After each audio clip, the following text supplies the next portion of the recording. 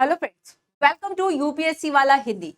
तो कल हमने बात की थी पॉलिटी के जो पीवाईक्यूज थे पार्ट 1। उसमें हमने कुछ क्वेश्चंस पर बात की और स्टार्टिंग में कुछ टॉपिक्स डिस्कस किए कि कहाँ से क्वेश्चंस आते हैं। और आज हम बात करेंगे कुछ ऐसे ही इंपॉर्टेंट और क्वेश्चंस की, है ना, जो यूपीएससी ने पूछे हैं। अब देखो, इसके पहले कल हमने fundamental rights, DPSP, directive principle of state policy, fundamental duties, preamble, प्रस्तावना, इन सब की बात की। आज हम ऐसे ही कुछ मिक्स जो टॉपिक है, संसद, फॉर्म ऑफ गवर्नमेंट की बात करें तो संसदीय सरकार, मंत्रिमंडलीय सरकार, ठीक है, लोकसभा, राज्यसभा, और कुछ डीपीएसपी के बारे में, नीति के निर्देशक तत्व। तो मिक्स हम जो टॉपिक्स है उसके आंसर्स करते हैं, ठीक है। अब देखो, 2017 में यूपीएससी ने क्वेश्चन पूछा। पीवाईक्यूज हमेशा एक खुद का एनालिसिस करने के लिए इंपॉर्टेंट है, एंड साथ ही साथ ये आपका एक आप सही पढ़ रहे हैं नहीं पढ़ रहे पता चल जाता है ना, यूपीएससी किन टॉपिक से कैसे क्वेश्चन पूछती है इन डेप्थ, वो भी हमें जानकारी हो जाती है। तो क्वेश्चन इज कि भारत के संविधान के संदर्भ में डीपीएसपी तत्व विधायिका के कृत्यों पर निर्बंधन लगाते हैं या कार्यपालिका के कृत्यों पर निर्बंधन लगाते हैं, ठीक है, रोकते हैं, कुछ बंधन लगाते हैं टाइप से ये इसमें कहा गया है। अच्छा, ये देखो कि जब हम फंडामेंटल राइट्स की बात करते हैं, मूल अधिकार, तो मूल अधिकार, फंडामेंटल राइट्स, और जब हम बात करेंगे डीपीएसपी की, नीति के निर्देशक तत्वों की, directive principle of state policy, आपको पता है ये पार्ट 3 में, ये पार्ट 4 में है। तो यहां पर देखो, इन दोनों में एक जो सबसे बड़ा डिफरेंस है ना, वो तो ये है कि हम जो फंडामेंटल राइट्स है इसको हम लागू करा सकते हैं। अगर आपके फंडामेंटल राइट्स का हनन हुआ है तो आप इसको इन्फोर्स करा सकते हो। दैट मीन्स ये क्या है, ये प्रावर्तनीय है, आप कोर्ट जाकर लागू करा सकते हो। लेकिन डीपीएसपी में ऐसा नहीं है, इसको लागू नहीं कराया जा सकता। और दूसरा एक जो इंपॉर्टेंट अंतर है कि फंडामेंटल राइट्स क्या है, कल देखो यूपीएससी ने जो कल हमने क्वेश्चन देखा था लास्ट क्लास में, पार्ट 1 में, नहीं देखा तो आप प्लीज उसको देख लें। उसमें हमने देखा था कि यूपीएससी ने क्वेश्चन पूछा था कि अधिकार क्या है, और नीचे 4 ऑप्शन दिए थे। उसका सही आंसर था कि अधिकार राज्यों पर एक तरीके से निर्बंधन लगा रहे हैं, सरकार पर निर्बंधन लगा रहे हैं ताकि नागरिकों के अधिकार सुरक्षित रहे। तो यहां पर हम देखते हैं कि जो मूल अधिकार है, इनकी जो प्रवृत्ति या फिर हम प्रकृति कहें, ये अपने नेचर में कैसे है, प्रकृति में नकारात्मक है, नेगेटिव ऑब्लिगेशंस हैं, नकारात्मक है, ठीक है। जानते हो क्यों इसको नेगेटिव ऑब्लिगेशंस क्यों कहा जाता है, नेगेटिव ऑब्लिगेशंस? क्योंकि ये कुछ ना करने को कहती है। किसको? ये नेगेटिव किसके लिए है? राज्य के लिए, क्योंकि ये सरकार पर रोक लगाते हैं कि आप कोई भी ऐसी विधि नहीं बनाएंगे जिससे फंडामेंटल राइट जो है उसका वायलेशन हो जाए, उल्लंघन हो जाए, है ना। और जब हम डीपीएसपी की बात करेंगे तो ये अपनी प्रकृति में कैसे सकारात्मक है, ठीक है, सकारात्मक है, पॉजिटिव है, मतलब ये गवर्नमेंट को, सरकार को कुछ करने के लिए कहते हैं। तो आप आर्टिकल 36 से लेके अगर हम 51 तक की बात करेंगे तब इसमें बहुत सारी ऐसी पॉलिसीज, बहुत सारी ऐसी बात की राज्य ये करेगा, राज्य वो करेगा, इस तरह की बातें लिखी हुई है। दैट मीन सकारात्मक है। तो जब ये सकारात्मक है तो ना तो ये विधायिका के कृत्यों पर निर्बंधन है और ना ही ये कार्यपालिका के कृत्यों पर निर्बंधन है, और इसलिए आंसर इसका ऑप्शन नंबर डी है। कोई भी इसमें सही नहीं है। क्लियर? क्लियर? चलिए नेक्स्ट। 42nd अमेंडमेंट के द्वारा जोड़ा गया 42वां संविधान संशोधन के द्वारा। देखो बेसिकली क्या है कि डीपीएसपी में कुछ आर्टिकल्स तो पहले से थे, अब कुछ आर्टिकल्स को 42, कुछ को 44 या 86 या इस तरह से बार बार और भी जोड़ा गया उसमें, है ना। तो यहां पर देखो 4 आर्टिकल, 4 ऑप्शन है आपके सामने। सबसे फर्स्ट है एक और बात यहाँ पे जान लो कि जो ये इनकी जो प्रकृति है वह बाध्यकारी नहीं है ना, बाध्यकारी नहीं है, बाध्यकारी नहीं है, इसलिए किसी के कार्यों पर निर्बंधन नहीं है। अब ज्यादा सही हो गया। तो इसमें आपसे पूछा है 42वें संविधान संशोधन के द्वारा क्या जोड़ा गया। 2017 में क्वेश्चन है, पुरुष और स्त्री दोनों के लिए समान कार्य के लिए समान वेतन, उद्योग के प्रबंधन में कामगारों की सहभागिता, काम, शिक्षा और सार्वजनिक सहायता पाने का अधिकार, श्रमिकों के निर्वाह, वेतन, काम और मानव दशाएं सुरक्षित करना। देखो आर्टिकल अगर हम 43 ए की बात करें फ्रेंड्स, आर्टिकल 43 ए यानी उद्योगों के प्रबंधन में, है ना, उद्योग जो भी होते हैं उनके जो मैनेजमेंट है, क्या डिसीजन लिए जा रहे हैं, उसमें श्रमिकों की भागीदारी, सहभागिता, ये 43 ये जोड़ा गया 42nd में। इसके अलावा देखो अगर हम समान कार्य के लिए समान वेतन की बात करें, कहा है आर्टिकल 39 है ना, आर्टिकल 39 घ श्रमिकों के लिए निर्वाह वेतन, मानव दशाएं सुनिश्चित करना, ये पहले से था, ठीक है। अगर हम कुछ और आर्टिकल्स की बात करें, जैसे आर्टिकल 39, ये जेंडर इक्वालिटी की बात करता है, लैंगिक समानता है ना, जेंडर इक्वालिटी की बात करता है। आर्टिकल 39 जो का है या ए है, ठीक है, इसमें समान जीविका के अधिकार की बात की गई है कि सभी को जीविका का अधिकार होगा, फीमेल मेल को समान जीविका का अधिकार, ठीक है। और 39 जो घ है ना, या डी है, 39 जो घ है या डी है फ्रेंड्स, इसमें समान कार्य के लिए समान वेतन की बात की गई है कि फीमेल हो या मेल हो, है ना, अगर वो समान कार्य कर रहे हैं तो वेतन भी समान होगी, समान कार्य के लिए समान वेतन, है ना। तो ये क्या है आपका आर्टिकल 39 का है। याद रखना कि डीपीएसपी हमने कहां से लिए, डीपीएसपी हमने लिए है आयरलैंड से, और आयरलैंड ने कहां से लिए ये आप मुझे कमेंट करके बता देना। सो हमने डीपीएसपी की जो व्यवस्था है किस देश से ली है, आयरलैंड से ली है। क्लियर। चलिए नेक्स्ट क्वेश्चन, भारत के संविधान में कल्याणकारी राज्य, फिर मैंने आपसे बाहर देखो रिपीटेड क्वेश्चन है, छोड़ दूं मैं इसे, रिपीटेड क्वेश्चन है, पहले भी ये पूछा गया है, मैं इसको छोड़ देती हूँ, आपको इसका आंसर पता है। नेक्स्ट क्वेश्चन है, नीति के निदेशक तत्व के बारे में विचार कीजिए। देखो कितने ज्यादा क्वेश्चंस डीपीएसपी से आते हैं, इसलिए मैंने आपको होमवर्क, कितने बच्चों ने होमवर्क किया है, कल मैंने आपको कहा था कि आपको 51A तक जो आर्टिकल्स है वो सारे करने हैं, कितने बच्चों ने याद किए। यह तत्व देश के सामाजिक, आर्थिक और लोकतंत्र की व्याख्या करते हैं। इन तत्वों में अंतर्विश्व उपबंध किसी न्यायालय के द्वारा प्रवर्तनीय नहीं है, किसी न्यायालय के द्वारा प्रवर्तनीय नहीं है, दैट मीन्स इसको आप लागू नहीं करवा सकते। और क्या ये सामाजिक, आर्थिक, लोकतंत्र की बात करते हैं, तो हमने कल आर्टिकल 38 में क्या जाना था कि राज्य जो है वह प्रयास करेगा कि जो समाज है ना, समाज में एक तरीके से न्याय बना रहे, और ये जो न्याय है सामाजिक और आर्थिक, सामाजिक और आर्थिक न्याय, प्रस्तावना में भी इसकी बात की गई।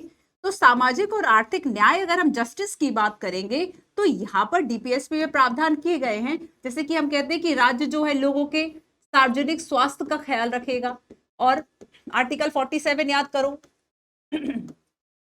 सार्वजनिक स्वास्थ्य, जैसे कि आर्टिकल 47 कहता है कि नशे पर प्रतिबंध, गांधीवादी डीपीएसपी भी इसको कहा जाता है, नशे पर प्रतिबंध। बिहार सरकार ने, गुजरात सरकार ने अगर शराब पर प्रतिबंध लगाया तो सार्वजनिक स्वास्थ्य का ख्याल रखा, है ना। अगर हम बात करें कि शिक्षा की व्यवस्था, शिक्षा आपका फंडामेंटल राइट है, 86वें संविधान संशोधन के द्वारा, पहले वो डीपीएसपी में था, तो यहाँ पर जब हम शिक्षा की बात करेंगे तो यहाँ पे भी राज्य की बात हो गई, है ना। तो सार्वजनिक स्वास्थ्य है, शिक्षा है, और अगर हम लैंगिक समानता की बात करें तो इसके भी जो प्रावधान है, इसके लिए भी जो कोशिश है समाधान, ठीक है। चाहे हम पंचायती राज की बात करें, पंचायती राज यहाँ पर आर्टिकल 40 है ना, देख लेना इसको। तो यहाँ पर ये सारी जो व्यवस्था है वह राज्य कर रहा है, एक वेलफेयर स्टेट के लिए काम करता है, तो सामाजिक, आर्थिक, लोकतंत्र, ठीक है, और किसी न्यायालय के द्वारा प्रवर्तनीय नहीं होंगे। So exactly answer is option number C, दोनों ही इसमें सही है। नेक्स्ट क्वेश्चन है, भारत के संविधान में अंतरराष्ट्रीय शांति और सुरक्षा की अभिवृद्धि का उल्लेख है, कहां पर शांति और सुरक्षा की बात की गई है।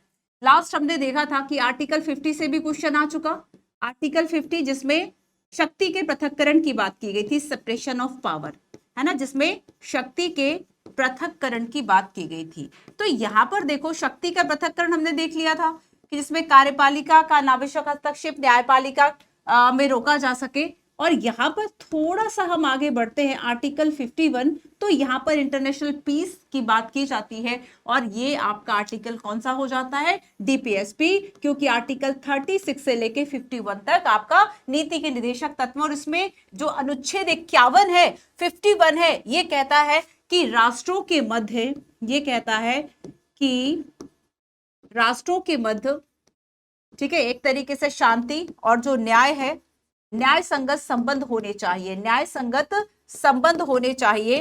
अंतरराष्ट्रीय विधि और अंतरराष्ट्रीय जो संधि है, ठीक है, इसके लिए मतलब देश में, देश के जो लोग हैं वो एक तरह से आदर की भावना से देखें, ठीक है, इन बातों का आदर करें। मतलब अगर हमने किसी देश के साथ संधि किया है, कोई समझौता किया है, तो यहाँ पर हम उससे क्या करें, एक तरह से हम उन बाध्यताओं का आदर करें और अगर अंतर्राष्ट्रीय विवाद हो जाते हैं तो अंतर्राष्ट्रीय विवादों के निपटारे के लिए हम मध्यस्थता का यूज करें, है ना। तो अगर विवादों का निपटारा है तो विवादों के निपटारे के लिए हम क्या करें, एक तरीके से किसी देश को हम मध्यस्थ बना सकते हैं, किसी संस्था को मध्यस्थ बना सकते हैं। तो मध्यस्थता के द्वारा निपटारे को प्रोत्साहन देना, सो ये आपका सारा आर्टिकल 51 में लिखा हुआ है। नेक्स्ट क्वेश्चन, संसदीय व्यवस्था वाली सरकार। अरे ये क्वेश्चन मैं बता देती हूं आपको, ये क्वेश्चन 1 2 3 4 5 है ना, 5 स्टार दे देती हूं। और ये 5 स्टार में याद रखना कि ये 5 बार तो पूछा ही गया है। ये 2020 का है, 2013 में 15 के आसपास आप देख लेना, है ना। तो ये क्वेश्चन पूछा गया है या तो सेंटेंस या कहीं ना कहीं आपको बहुत ज्यादा ये क्वेश्चन देखने को मिलेगा। संसदीय व्यवस्था, पार्लियामेंट्री गवर्नमेंट। अच्छा ये देखो,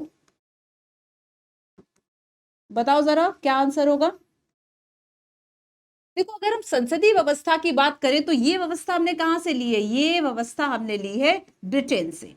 ठीक है, ये व्यवस्था हमने कहां से ली है, ब्रिटेन से हमने ली है। चूंकि हम इसके अभ्यस्त हो गए थे तो यहाँ पर ब्रिटेन जब सरकार थी देश में तब उसके द्वारा कई तरह की व्यवस्थाएं लागू की गई जिसमें कि पार्लियामेंट्री सिस्टम के हम अभ्यस्त हो गए थे और यहाँ पर हमने उसी अनुभव के आधार पर उसको अपना लिया। तो अब देखो कि संसद के सभी राजनीतिक दलों का सरकारों में प्रतिनिधित्व है। ठीक है, पूछा है कि संसदीय व्यवस्था वाली सरकार है क्या। संसद सरकार के प्रति उत्तरदायी है, उसके द्वारा हटाई जा सकती है। सरकार लोगों के द्वारा निर्वाचित है, उनके द्वारा हटाई जा सकती है। संसद के द्वारा चुनी जाएगी लेकिन निर्धारित समयावधि की होने के पूर्व हटाई नहीं जा सकती, ऐसा तो ये गलत है। लोग चुन सकते हैं ठीक है, लेकिन लोग कैसे हटाएंगे, अगला इलेक्शन जब होगा तभी आप उनको वोट नहीं दोगे, बीच में आप कैसे हटा सकते हो। तो यहाँ पर देखो फर्स्ट भी रॉन्ग है। तो यहाँ पर संसदीय सरकार का मतलब ये है कि संसद के प्रति उत्तरदायी और उसके द्वारा हटाई जा सकती है। ठीक है, यानी यहाँ पर एक पॉइंट मैं आपको बता देती हूँ, पार्लियामेंट्री गवर्नमेंट मतलब ये उत्तरदायी देखो किसका किसके प्रति, एक तो हो गई विधायिका लेजिस्लेटिव, लेजिस्लेटिव ठीक है विधायिका, और एक आपका हो गया कार्यपालिका सॉरी कार्यपालिका। ठीक है, एग्जीक्यूटिव। विधायिका मतलब जो लॉ बनाएगी, विधायिका मतलब जो लॉ बनाएगी, विधान बनाएगी, मतलब हमारी संसद। ठीक है, अब देखो हमने और कार्यपालिका मतलब मंत्री मिनिस्टर्स, ब्यूरोक्रेट्स स्थाई में, बट यहाँ पे हम मंत्री मिनिस्टर्स की बात करते हैं। तो ये बताओ कि यहाँ पे मंत्री मिनिस्टर्स आएंगे और ये पूरी संसद है, तो लोगों ने किसको चुना है, संसद के सदस्यों को चुना है, ना कि समितियां जो बनी है या मंत्रिमंडल जो बनी वो हमने चुना है, ऐसा नहीं है। तो चूंकि लोकतंत्र में लोगों की महिमा है फ्रेंड्स, इसलिए क्या है कि विधायिका ज्यादा सुप्रीम हो गई और इसलिए कार्यपालिका जो है वह विधायिका के प्रति उत्तरदायी है। ठीक है, विधायिका के प्रति उत्तरदायित्व है किसका, कार्यपालिका का, और अगर चाहे तो जो संसद है वह सरकार को हटा सकती है। क्लियर है, तो ये संसदीय व्यवस्था। इसके अलावा देखो संसदीय व्यवस्था के कुछ और पॉइंट्स, जैसे कि आपको पता है संसदीय व्यवस्था की विशेषताओं में एक विशेषता तो यही हो गई उत्तरदायित्व सरकार। ठीक है, कौन किसके लिए उत्तरदायी है अब मत भूलना। ठीक है, उत्तरदायी सरकार। दूसरा इसमें है कि इसमें दो प्रमुख होंगे, दो प्रमुख होंगे, एक जो होगा वह राष्ट्र का प्रमुख होगा, एक जो होगा वह राष्ट्र का प्रमुख होगा, दूसरा जो है वह सरकार का प्रमुख होगा। ठीक है, एक जो है वह राष्ट्र का प्रमुख होगा। और तीसरा और इंपॉर्टेंट पॉइंट ये है कि जो कार्यपालिका के सदस्य हैं या फिर जो मंत्री हैं, ये हम कह लें कि जो मंत्री हैं ये कार्यपालिका के भी सदस्य हैं। ठीक है, और यही मंत्री जो है वे विधायिका के भी सदस्य हैं। इसलिए हम यहाँ पर एक और इंपॉर्टेंट विशेषता देखते हैं, दोहरी सदस्यता, दोहरी डबल, ठीक है, दोहरी सदस्यता, डबल मेंबरशिप। तो ये दो तीन इसके इंपॉर्टेंट पॉइंट्स है, बाकी आगे और इसके जो आएंगे टॉपिक्स उसमें हम कुछ बातें देखेंगे। ठीक है, तो देखो इसमें 74 और 75 जब हम आर्टिकल की बात करते हैं तो आर्टिकल 74 और 75 में केंद्र में संसदीय व्यवस्था की जो अनुच्छेद 74 और 75 में केंद्र में संसदीय व्यवस्था का प्रावधान है, और आर्टिकल 163 और 164 में, आर्टिकल 163 और 164 में राज्यों में संसदीय व्यवस्था, है ना, राज्यों में संसदीय व्यवस्था का प्रावधान जो है वह किया गया है। क्लियर है इतना। नेक्स्ट, निम्न पर विचार कीजिए, दो स्टेटमेंट है आपके सामने, दो स्टेटमेंट है आपके सामने। फर्स्ट स्टेटमेंट आपसे कहता है कि भारत के संविधान के अनुसार कोई भी ऐसा व्यक्ति जो मतदान के लिए योग्य है लेकिन राज्य में 6 माह के लिए मंत्री बनाया जा सकता है, तब भी जब भी वह उस राज्य के विधानमंडल का सदस्य नहीं है। अगर आप एनसीईआरटी में देखेंगे तो ये लाइन लिखी हुई है। अब देखो इस लाइन का मतलब क्या है और आप फंसेंगे कहा। जिन बच्चों ने ज्यादा दिमाग लगा लिया उन्होंने ये कहा कि यार मतदान के लिए तो 18 वर्ष की आयु होनी चाहिए, और जबकि अगर हमें राज्यसभा और लोकसभा की बात करें तो राज्यसभा की सदस्यता के लिए 30 साल, लोकसभा के लिए 25 साल होना चाहिए। तो ऐसे में आप 18 और 30, आप यहाँ पे रीजनिंग लगाने लगे। ये एक सीधा सेंटेंस है जो कि सही है, ये सही माना जाएगा। तो मतदान और इसको आपको कंपेयर नहीं करना है, ठीक है। कोई भी ऐसा व्यक्ति जो मतदान के योग्य है ना, राज्य में अगर वह चुना गया है तो याद रखना कि वो मंत्री बनाया जा सकता है, जबकि उसको राज्य के विधानमंडल का वह सदस्य नहीं है। याद रखना कि संविधान में एक आर्टिकल है, आर्टिकल 164 क्लॉज 4 है ना। आर्टिकल्स ना ऐसे ही याद होते हैं, इकट्ठे बैठ के करोगे ना पोथी पत्रा की तरह बिल्कुल नहीं होगा। आर्टिकल 164 क्लॉज 4 कहता है कि किसी व्यक्ति को मंत्री बनाया जा सकता है या कोई व्यक्ति मंत्री रह सकता है, ठीक है, लेकिन 6 माह तक अगर वह सदन का सदस्य नहीं है तो, ठीक है। व्यक्ति को मंत्री बनाया जा सकता है 6 माह तक अगर वह सदन का सदस्य ना भी हो, तब भी ना हो, लेकिन 6 माह तक ही लिखा है। इसका मतलब क्या है कि आफ्टर 6 मंथ उसको हटाया जा सकता है अगर उसने सदस्यता नहीं ज्वाइन की है ना किसी भी सदन की। तो ये बात सही है, फर्स्ट सही है। सेकंड देखो, लोक प्रतिनिधित्व अधिनियम 1951 के अनुसार कोई ऐसा व्यक्ति जो दंडिक अपराध के अंतर्गत दोषी हो और उसे 5 वर्ष के लिए कारावास का दंड दिया गया हो, चुनाव लड़ने के लिए स्थायी तौर पर निर्हत हो जाता है, यानी अयोग्य हो जाता है।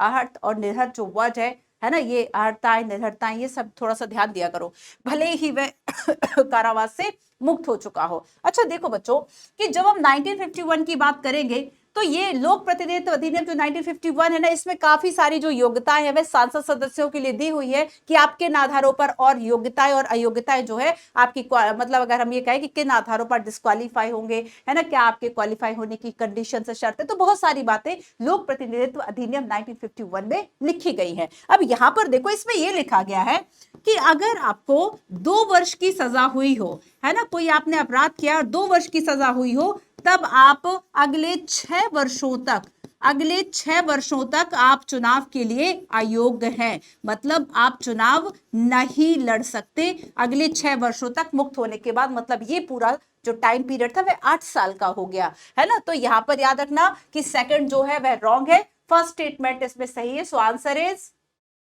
इतना क्लियर है आपको? ये आपको याद रखना है कि 6 माह की अवधि तक विधानमंडल का सदस्य नहीं है, वह अवधि समाप्त होने पर मंत्री वह नहीं रहेगा, ऐसा लिखा है आर्टिकल 164 क्लॉज 4 में। तो हमेशा जो आर्टिकल है उसकी पारिभाषिक जो भाषा है, जो शब्दावली, उसको पढ़ लिया कीजिए। अब नेक्स्ट है, निम्न पर विचार कीजिए, 2020 का क्वेश्चन है। भारत का राष्ट्रपति ऐसे स्थान पर जिसे वह ठीक समझे संसद का सत्र आहूत कर सकता है, आह्वान कर सकता है, मतलब सदन का जो सत्र है उसको बुला सकता है ना, बुला सकता है सदन की। तो अब ऐसे में सेकंड है कि भारत की का संविधान 1 वर्ष में संसद के 3 सत्रों का प्रावधान करता है, और किंतु सभी 3 सत्रों का चलाया जाना अनिवार्य नहीं है। 1 वर्ष में दिनों की कोई न्यूनतम संख्या नहीं है जब संसद का चलना आवश्यक हो। सही क्या है ये आपको चुनना था। अब देखो फर्स्ट कहता है आर्टिकल 85 है, इसमें आपको याद रखना है आर्टिकल 85। आर्टिकल 85 ये कहता है, मतलब सदन में जो दोनों सदन है लोकसभा राज्यसभा, इसके सत्र सत्रावसान विघटन की बात की गई है। इसका सत्र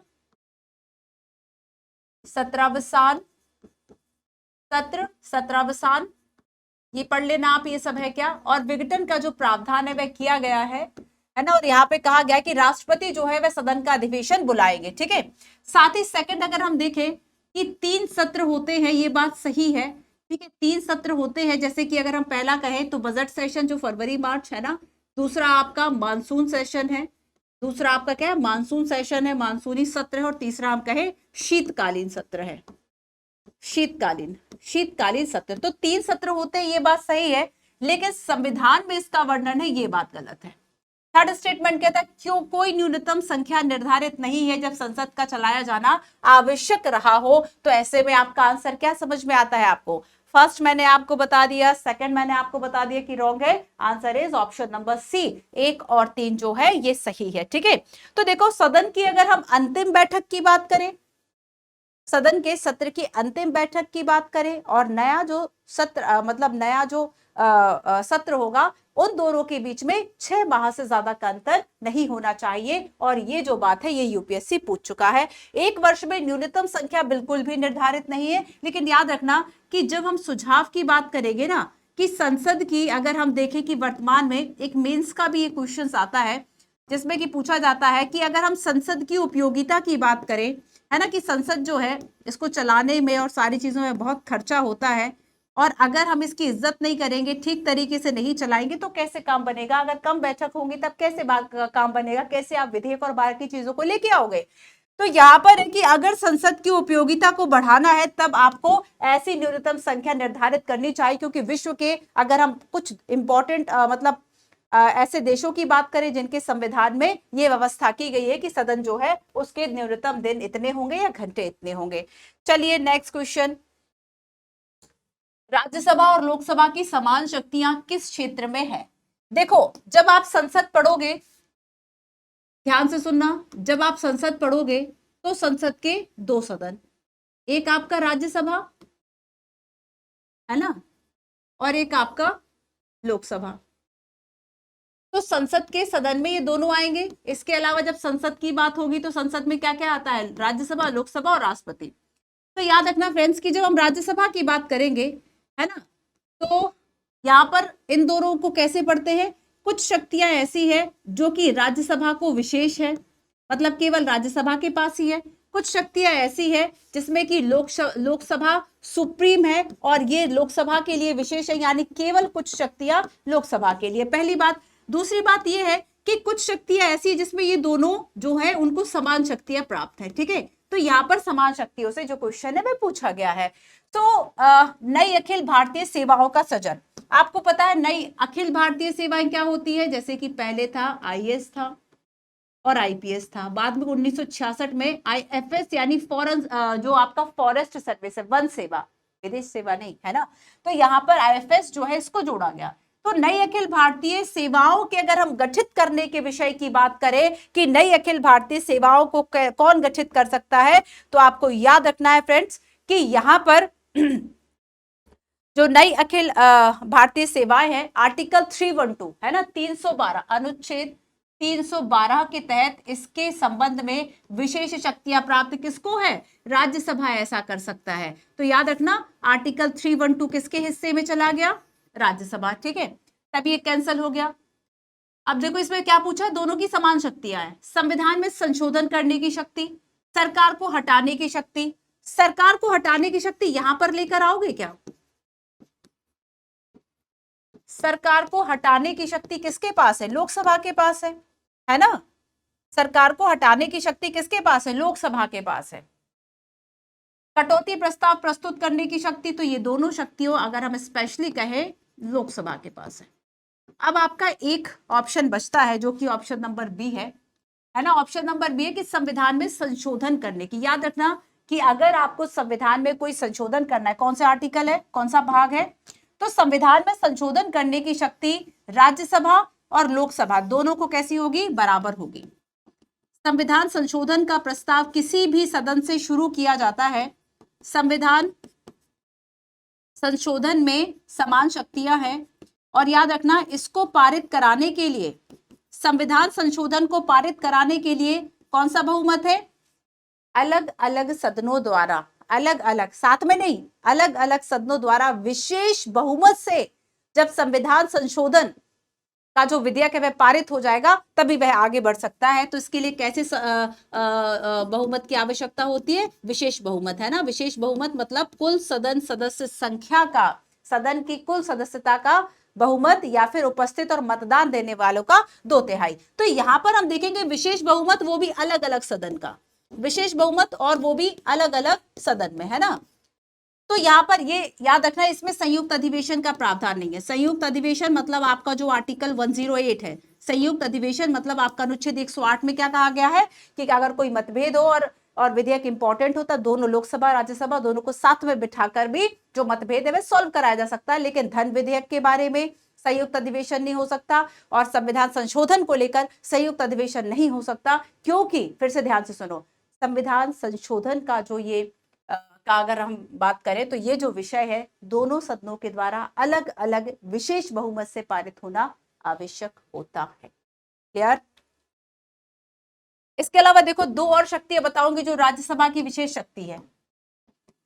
राज्यसभा की विशेष शक्तियों में एक तो है उपराष्ट्रपति को हटाना। अगर ये कहे कि उपराष्ट्रपति को हटाना, ये शक्ति क्या दोनों के पास है? नहीं। तो ये किसकी शक्ति है? राज्यसभा विशेष, केवल राज्यसभा, केवल राज्यसभा के पास है। ठीक है, उपराष्ट्रपति को हटाना। और दूसरा है कि राज्य सूची के विषयों पर नियम बनाना। अगर राष्ट्र हित में ऐसा करना जरूरी हो तो राज्य सूची के विषयों पर नियम बनाने का अधिकार राज्यसभा का है, ना कि लोकसभा का। राज्य सूची के विषयों पर नियम बनाना, राज्य सूची के विषयों पर नियम बनाना, याद रखना ये आपका आर्टिकल होगा 249 और उपराष्ट्रपति को हटाने का आर्टिकल आपका 67। इससे रिलेटेड एक और क्वेश्चन है, उसको भी हम देखते हैं, देन हम इसको सॉल्व करेंगे। ठीक है, नेक्स्ट क्वेश्चन है कि भारत के किसी राज्य की विधानसभा के संदर्भ में निम्न पर विचार कीजिए, है ना। किसी राज्य की विधानसभा के संदर्भ में निम्न पर विचार कीजिए। फर्स्ट है, वर्ष के प्रथम सत्र के प्रारंभ में राज्यपाल सदन के सदस्यों के लिए रूढ़िगत संबोधन करेगा। जब किसी विशिष्ट विषय पर राज्य विधानमंडल के पास कोई नियम नहीं होता तो उस विषय पर लोकसभा के नियमों का जो पालन है वह करना होता है। अब देखो इसमें याद रखना कि अगर हम राज्य की विधानसभा की बात करें तो आर्टिकल है आर्टिकल 176 क्लॉज 1, आर्टिकल 166 क्लॉज 1। याद रखना जो मैंने संख्याएं लिखी है वो सब आर्टिकल्स हैं, भले मैंने उसके ऊपर नीचे आर्टिकल्स या फिर अनुच्छेद नहीं लिखा। ठीक है, तो आर्टिकल 176 क्लॉज 1 कहता है कि जो राज्यपाल है इसका प्रथम सत्र में अभिभाषण होगा, इसी को रूढ़िगत संबोधन कहा जा रहा है। ठीक है, ये जो अभिभाषण है ना इसी को रूढ़िगत संबोधन कहा जा रहा है और दोनों सदनों के लिए बिल्कुल सही है ना। ये राज्यपाल सदन के सदस्यों के लिए रूढ़िगत संबोधन करेगा। और ये बात भी सही है कि अगर विधानमंडल के पास मान लो कोई एक प्रक्रिया शुरू करने के लिए कोई नियम नहीं है तो फिर लोकसभा की जो नियम है, जैसे कि हम संयुक्त अधिवेशन में भी ये चीज फॉलो होती है, संयुक्त अधिवेशन है ना। जैसे लोकसभा के लिए लोकसभा की नियमावली अलग है, राज्यसभा चलाने के लिए राज्यसभा के पास अलग से नियम पुस्तिका है। लेकिन अगर मान लो अब तो संयुक्त अधिवेशन है तो संयुक्त अधिवेशन जो 108 मैंने आपको बताया आर्टिकल 108, ये संयुक्त अधिवेशन किन नियमों के आधार पर चलेगा? तो याद रखना कि यहाँ पर ये लोकसभा के जो नियम है इसके आधार पर ही संयुक्त अधिवेशन चलता है। और जहां जरूरत होती है ना जिस विधानसभा विधानमंडलों के लिए, वो भी लोकसभा के ही नियमों का पालन करती है अगर उनके पास कोई नियम नहीं है अपना। सो ऑप्शन नंबर सी इसका आंसर होगा। नेक्स्ट 2019 संसद अधिनियम निर्हरता निवारण अधिनियम 1959 कई पदों के लाभ का पद के आधार पर निर्हरता को छूट देता है। उपरोक्त अधिनियम 5 बार संशोधित किया गया। लाभ का पद भारत के संविधान में भली भांति परिभाषित है। ठीक है, तो यहां पर देखो 1993, 1919, आई थिंक 2003 है ना, 1993, 1999 और 2000 अच्छा 2003 नहीं है 2000 है। ठीक है, 2000, 2006 और 13। तो ये 5 बार इसमें संशोधन हुआ, ये बात सही है। अब देखो फर्स्ट देखो, अगर हम संसद अधिनियम 1959 की बात करेंगे ऑफिस ऑफ प्रॉफिट के accordingly, office of profit, office of profit मतलब लाभ का पद है ना।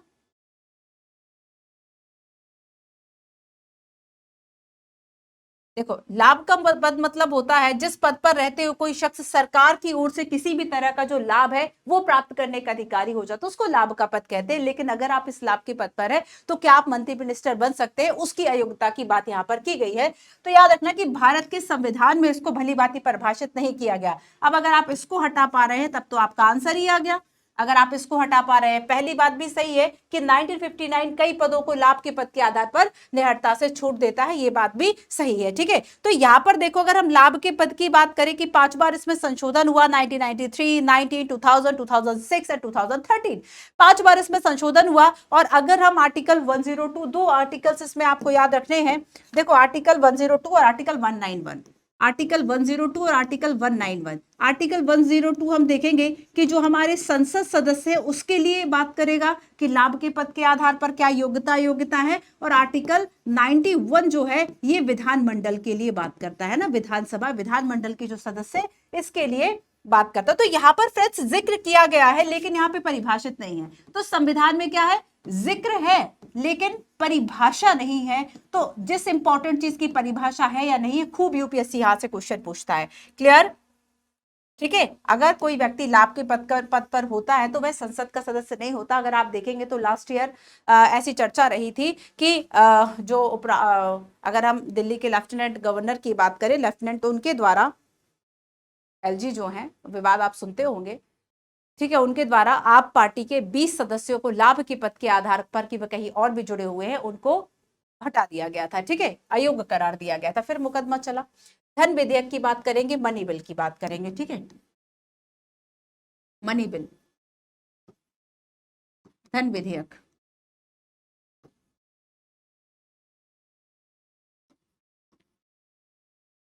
धन विधेयक, किसी बिल को धन विधेयक तब माना जाएगा जब उसमें केवल कर, अधिरोपण, उन्मूलन, माफी, परिवर्तन या विनियमन से संबंधित प्रावधान हो। सेकंड कहता है धन विधेयक में भारत की संचित निधि और भारत के आकस्मिक, आपको बताना सही कौन सा नहीं है, धन विधेयक में भारत की संचित निधि और भारत की आकस्मिक निधि अभिरक्षा से संबंधित है। धन विधेयक भारत की आकस्मिक निधि से धन के नियोजन से संबंधित है। धन विधेयक भारत सरकार के द्वारा धन के उधार लेने और प्रत्याभूति देने के विनियमन से संबंधित है। ऑप्शन नंबर सी इसमें गलत है। ठीक है, देखो अगर हम आकस्मिक निधि की बात करेंगे, बेसिकली धन विधेयक का ये मतलब होता है कि इसमें टैक्स को लेकर कोई टैक्स कम करना है, ज्यादा करना है, संचित निधि पे भारत जो व्यय है इसकी संख्या बढ़ानी है। फॉर एग्जांपल मान लीजिए किसी का वेतन भत्ता जो है वह संचित निधि पर भारित करना है, इसमें इसमें जोड़ना है। तो इन सभी चीजों के लिए धन विधेयक, मनी बिल जो है वह लाया जाता है। ठीक है, अब देखो 110 में इसका जो उपबंध है वह किया गया है। अगर हम आर्टिकल की बात करें तो अनुच्छेद 1110 है ना, 109 और 110 इससे संबंधित है। आर्टिकल 110 इससे संबंधित है। अब याद रखना कि जब हम आकस्मिक निधि की इसमें बात की गई है, कंटिजेंसी फंड, आकस्मिक निधि के लिए अगर यहां से आपको कोई फंड निकालना है, आकस्मिक निधि, कंटिजेंसी फंड,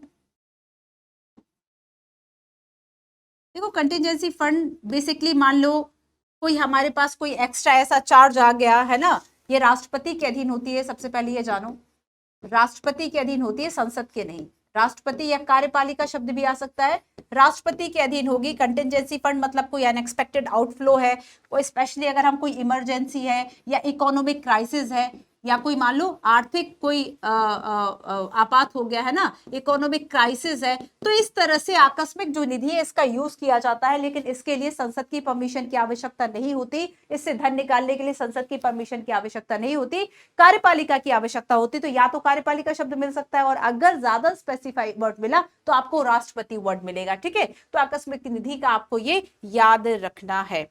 चलिए नेक्स्ट क्वेश्चन देखते हैं। निम्न कथनों पर विचार कीजिए। 2019 2019 में ये क्वेश्चन पूछा गया था। विधानसभा के अध्यक्ष यदि विधानसभा का सदस्य ना रहे तो अपने पद से वह रिक्त कर देगा। ठीक है, विधानसभा का जो अध्यक्ष है, देखो ये इसको हटाया भी जा सकता है एक संकल्प पारित करके, है ना, बाकी ये त्यागपत्र भी दे सकता है और एक तीसरी कंडीशन होती है कि अगर विधानसभा का विघटन होगा तब इसका क्या होगा। तो विधानसभा का अगर विघटन किया जाएगा तो अध्यक्ष अपने पद से तुरंत रिक्त कर देगा। याद रखना कि अगर विधानसभा का मान लो विघटन हो गया है ना, तो जो नई विधानसभा आएगी ना, जब नई विधानसभा आएगी और इसका जब इसकी पहली बैठक, पहला सत्र होगा, तो इसकी पहली बैठक तक, इसकी यही बात लोकसभा के लिए भी है, लोकसभा स्पीकर के लिए, पहली बैठक तक जो विधानसभा का अध्यक्ष है वो पद पर बना रहेगा। इसलिए ये गलत है कि अगर विधानसभा का विघटन होता है तो ये भी हट जाएगा, ये गलत हो गया। ठीक है, तो याद रखना कि जो फर्स्ट है वो सही है कि अगर वह मान लो सदस्य नहीं रहता तब डेफिनेटली हट जाएगा वो, है ना, चाहे वह त्यागपत्र दे, चाहे वह अन्य कारणों से हट जाए। लेकिन अगर विधानसभा का विघटन हुआ है तो वह नई विधानसभा की पहली बैठक तक अध्यक्ष बना रहेगा। तो इस तरह से सेकंड इसमें रॉन्ग है। आपसे क्या पूछा है? सही। सो ऑप्शन नंबर ए केवल एक लंबा चौड़ा एक सेंटेंस है, स्टेटमेंट है, उसके बाद आपको बताना है ये क्या है। भारत के संसद के संदर्भ में निम्न में कौन सी संसदीय समिति इसकी समीक्षा करती है और सदन को सूचित करती है कि जो भी नियम, विनियमन और नियम, विधि आदि बनाने की शक्तियां संविधान के द्वारा प्रदत्त हैं या संसद के द्वारा प्रायोजित हैं, उनका कार्यपालिका के द्वारा प्रत्यायोजन की परिधि के भीतर उचित प्रयोग हो रहा है। वैसे दिमाग घूम गया होगा सेंटेंस पढ़ के कि ये लिखा क्या है। वही बात है कि जब ट्रांसलेशन होता है थोड़ी सी क्लिष्ट हो जाती है भाषा, कठिन हो जाती है ना। देखो अगर हम देखेंगे बच्चों कि इस समिति का गठन 1953 में किया गया था और ये समिति है अधीनस्थ विधान संबंधी समिति, है ना। 1953 में इसका जो गठन है समिति का वह किया गया था। बाकी समितियों का भी आप देख लेंगे कि ये जो समितियां हैं इनका कार्यकाल, इनका समय कब इनका गठन हुआ था, सदस्य संख्या कितनी है। और अगर हम अधीनस्थ विधान संबंधी समिति की बात करें तो हम यहाँ पर देखेंगे कि इसकी जो सदस्य संख्या वह कितनी है, 15 होती है। ठीक है, चलिए, तो ये हमारा था समिति वाला क्वेश्चन। अब नेक्स्ट हम देखेंगे संसद के बारे में। भारत की संसद के संदर्भ में निम्न पर विचार। दो स्टेटमेंट दिए हैं। फर्स्ट आपसे कहता है गैर सरकारी विधेयक ऐसा विधेयक है जो संसद के ऐसे सदस्य द्वारा प्रस्तुत होगा जो निर्वाचित नहीं है लेकिन भारत के राष्ट्रपति के द्वारा नाम निर्दिष्ट है। ठीक है, हाल ही में भारत की संसद के इतिहास में पहली बार एक गैर सरकारी विधेयक पारित किया। फर्स्ट स्टेटमेंट में देखो गैर सरकारी विधेयक का मतलब होता है, गैर सरकारी विधेयक क्या है? विधेयक मतलब बिल, है ना, कोई बिल आया है, कानून अगर आपको कुछ बनाना है तो उसके पहले आप विधेयक कोई ड्राफ्ट तो लाओगे, बस वही ड्राफ्ट आपका विधेयक हो गया, बिल हो गया। अब देखो बच्चों कि ये जो बिल है ये मंत्री मिनिस्टर भी पेश करते हैं, लेकिन ऐसा व्यक्ति जो मंत्री नहीं है लेकिन सदन का सदस्य है, तो मंत्री के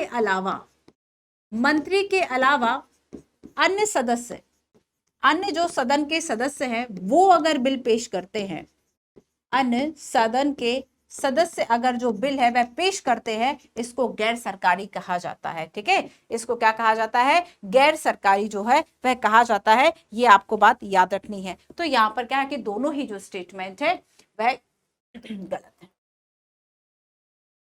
निम्न पर विचार कीजिए, उस एक को चुनिए जो मंत्रिमंडल स्वरूप की सरकार के अंतर्निहित सिद्धांत को अभिव्यक्त करती है। वही क्वेश्चन, संसदीय व्यवस्था, पार्लियामेंट्री सिस्टम।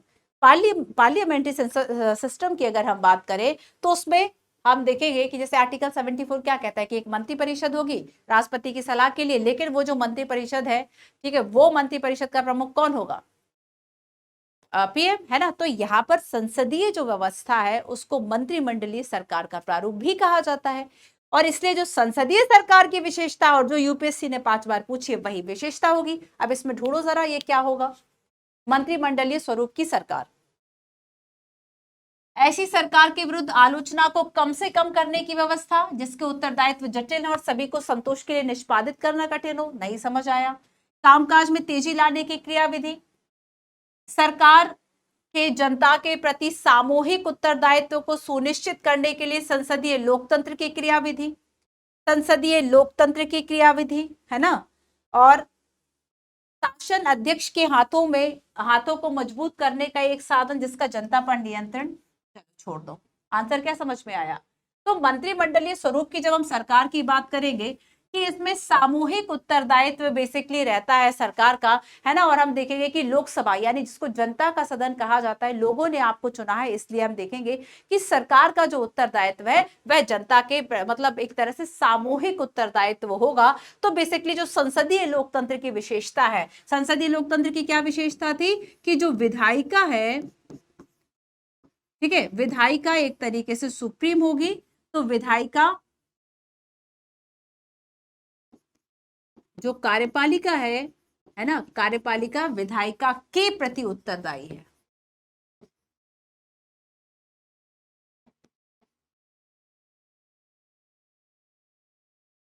संसदीय स्वरूप के शासन का लाभ क्या है? अब देखो फिर से भाई 2017 में क्वेश्चन पूछा,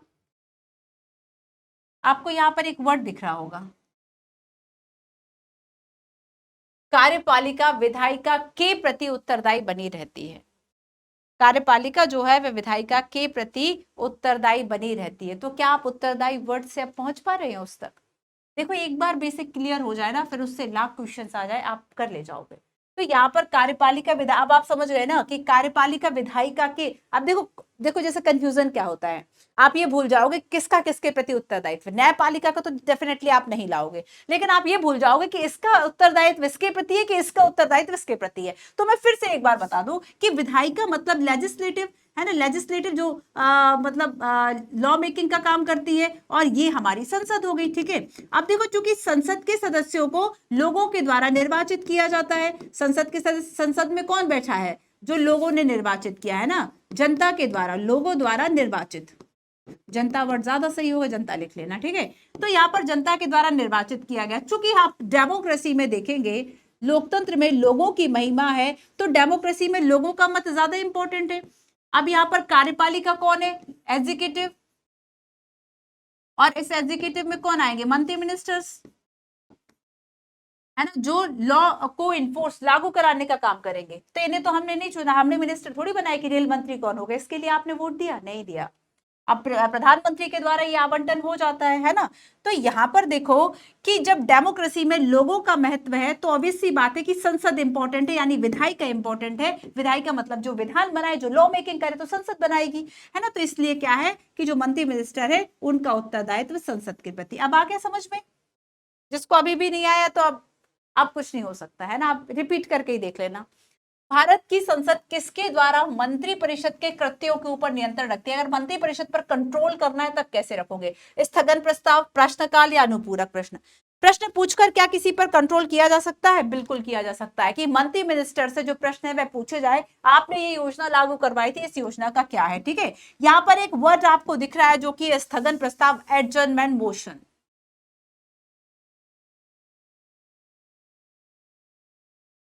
एडजर्नमेंट मोशन, ठीक है। स्थगन प्रस्ताव, इसका मतलब क्या होता है? सदन की कार्यवाही को बेसिकली किसी अविलंबनीय लोक महत्व के प्रश्न पर रोक देना, जिसको रोका ना जा सके। अविलंबनीय, जिसमें देर ना की जाए, उस पर बात होनी चाहिए। अविलंबनीय लोक महत्व का जो प्रश्न है, लोक महत्व का मुद्दा या मामला, है ना, तो यहां पर याद रखना कि इसको उठाया जा सकता है, और स्थगन प्रस्ताव केवल लोकसभा में लाया जा सकता है। स्थगन प्रस्ताव केवल लोकसभा, ये भी देख लेना आप, ठीक है। तो स्थगन प्रस्ताव के द्वारा डेफिनेटली नियंत्रण रखा जाएगा। प्रश्नकाल क्या है? Question our. क्वेश्चन आवर, सदन की कार्यवाही का पहला घंटा जो है वो यहीं से शुरू होता है, और चाहे हम क्वेश्चन आवर की बात कर ले, चाहे हम जीरो आवर यानी शून्यकाल की बात कर लें, है ना, तो शून्यकाल और प्रश्नकाल ये दोनों ही भारतीय नवाचार है, कहीं से हमने लिया नहीं, हमारे ही अपने इनिशिएटिव है। अनुपूरक प्रश्न, है ना, प्रश्न के बदले में जो हम एक और प्रश्न पूछते हैं, अनुपूरक प्रश्न। तो इस तरह के जो प्रश्न है, ये तीनों ही बातें इसका एक कंट्रोल जो है वह रखती है, ठीक है, मंत्री परिषद के कार्यों पर। स्थगन प्रस्ताव आया समझ में? चलिए आप देखते हैं ना, किसी किसी मुद्दे, कोई कुछ मुद्दे इतने बड़े हो जाते हैं जिस पर सदन की कार्यवाही में स्थगित ही रहती है, बैठक जो है वह स्थगित रहती है। तो उसको वहां पर एडजमेंट मोशन कहा जाता है कि लोक अविलंबनीय लोक महत्व के मुद्दे पर जब आप देखते कोई सांसद चीख रहा है, चिल्ला रहा है, वह किसी बात को रखने की कोशिश कर रहा है, वो बहुत इंपॉर्टेंट पोर्शन होती है, इंपॉर्टेंट बात, तो उसके लिए वह स्थगन प्रस्ताव लेकर आता है, एडजमेंट मोशन लेकर आता है।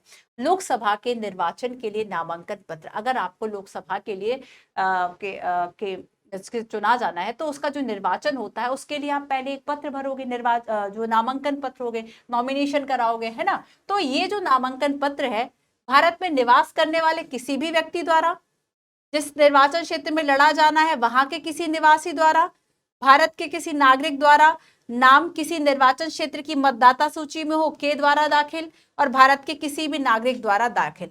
अच्छा देखो, जहां पर किसी भी बात की गई है, पहले मैं आपको कुछ इंपॉर्टेंट पॉइंट्स जो है वह बताती हूँ। देखो, लोकसभा के निर्वाचन की अगर हम बात करें, ठीक है, तो देखो कुछ जो सांसद के जो सदस्य हैं उनकी योग्यता के बारे में आर्टिकल 84 में जो बातें हैं, जो प्रावधान है, वह किए गए हैं। यहां पर याद रखना कि इसमें कहा गया कि ठीक है भाई, भारत का नागरिक हो। और जब हम आयु की बात करेंगे कि उसकी आयु कितनी होनी चाहिए, तो देखो राज्यसभा के लिए आयु जो है, याद रखना कि ये आपकी कितनी है, 30 वर्ष होना चाहिए। और लोकसभा की बात करेंगे तो इसके लिए आपकी जो आयु है वह 25 वर्ष आप पूरी कर चुके हो, ठीक है। और इसके अलावा एक और योग्यता होती है, मतलब सांसद सदस्य बनने के लिए ऐसी सभी योग्यताओं को उस व्यक्ति को पूरा करना होगा जो कि संसद निर्धारित कर दे। अगर संसद निर्धारित कर दे कि आपको 10वीं पास करना पड़ेगा, 10वीं पास एक मूवी भी है, देखना उसको, संसद निर्धारित करे, ठीक है। तो अगर मान लीजिए संसद ने कोई ऐसा नियम बना दिया कि आप 10वीं पास किए हो गया, 12वीं पास, तभी आप नामांकन पत्र भर पाओगे, तो संसद ऐसा कर सकती है ना, लेकिन ऐसा करेगी नहीं। तो यहाँ पर क्या है कि योग्यता जो संसद निर्धारित कर दे उसको आप पूरा कर दो। अगर हम आयु की बात करें तो 30 और 25 वर्ष, 30 वर्ष उच्च सदन के लिए, तो ऐसे में ज्यादा आयु 30 वर्ष का याद रख लेना, ठीक है। और भारत का नागरिक हो। अब देखो यहाँ पर आयु का भी कॉन्सेप्ट है। इसके अलावा याद रखना, जन प्रतिनिधित्व अधिनियम 1951, इसको पढ़ लेना, यहां से तो क्वेश्चन आता ही है, 1-2 साल मतलब अल्टरनेटिव तो पूछा ही जाता है भाई, कहीं ना कहीं जन प्रतिनिधित्व अधिनियम आपको मिल जाएगा 91 1951, ठीक है।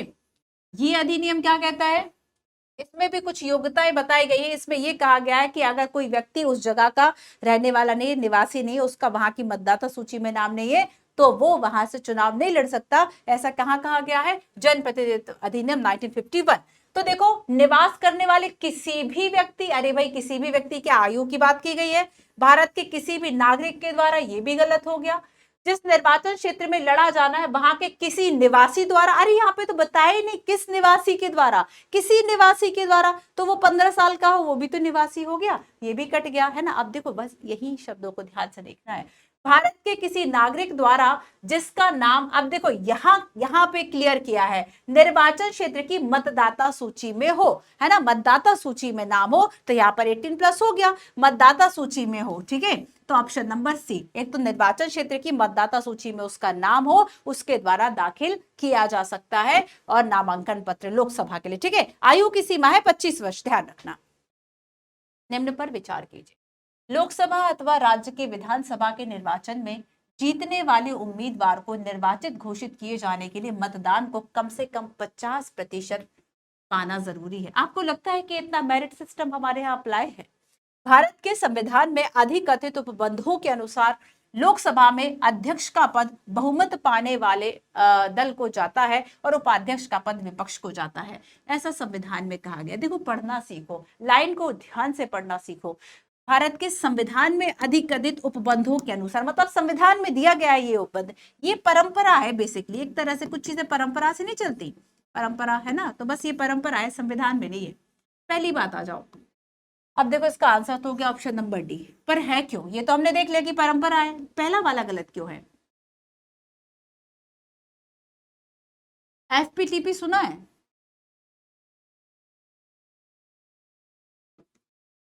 First pass the post system,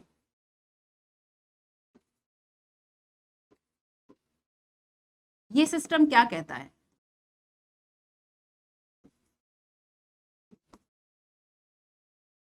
हम देखेंगे कि लोकसभा मतलब और जो चुनाव होते हैं लोकसभा में, उसमें एफपीटीपी की जो पद्धति है वह बनाए जाते हैं, और इसमें सर्वाधिक जिसको मत मिलते हैं उसको विजयी घोषित किया जाता है। सर्वाधिक वोट पाने वाला, सर्वाधिक वोट पाने वाला जो उम्मीदवार है, सर्वाधिक वोट पाने वाला जो उम्मीदवार है को विजेता घोषित कर दिया जाता है ना, को विजेता घोषित कर दिया जाता है। ये नहीं देखा जाता कि उसको 50% वोट मिले हैं, या फिर अगर 4 पार्टियां खड़ी है और बाकियों को अगर मान लो 24-24 मिले हैं और उसको ज्यादा मिल गए, है ना, उसको 26 मिल गए, 27 मिल गए, तो यहाँ पर वही जीता माना जाएगा। एक वोट से भी जीता है तब भी वही जीता। आपने कुछ इस तरीके के अगर आपने रिजल्ट देखे हो या इंटरेस्ट देखा हो तो आप न्यूज में भी देखेंगे कि वह 100 वोट से जीत गया, है ना, वो 10 वोट से जीत गया, 1 वोट से जीत गया। तो यहाँ पर तो भाई 1-2 वोट पर केवल आप यूपीएससी को फेल या पास नहीं करते, सरकार में भी ये चीजें होती है।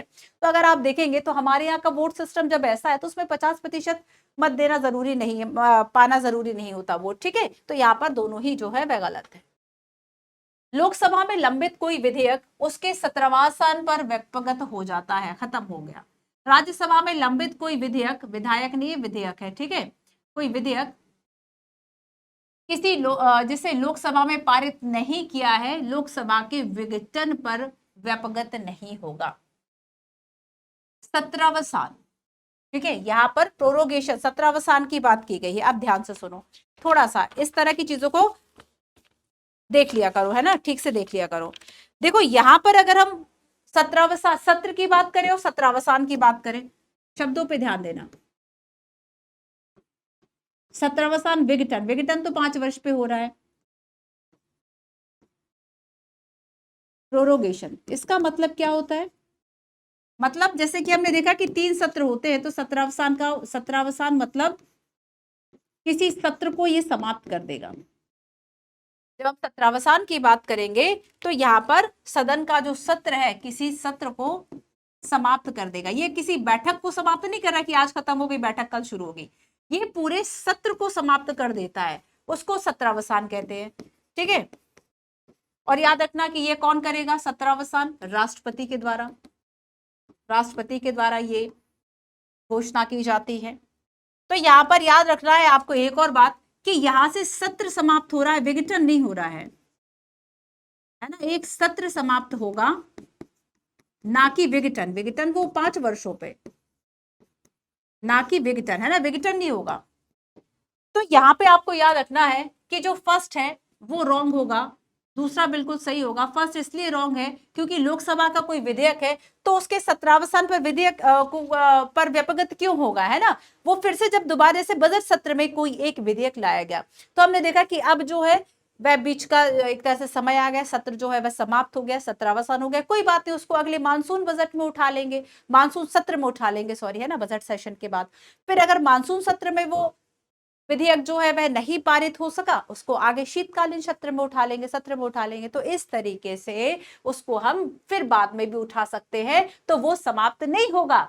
और अब ये तो पहली कंडीशन हो गई। दूसरे में कहा देखो राज्यसभा अस्थायी सदन है, इसका विघटन नहीं होता, है ना, राज्यसभा का विघटन नहीं होता। और अगर वो राज्यसभा में लंबित है और वो लोकसभा में पारित नहीं हुआ तब भी वो खत्म नहीं होता, तब भी वह खत्म नहीं होता। ये बात सही है, अगली लोकसभा आएगी उसमें हम पारित कराएंगे।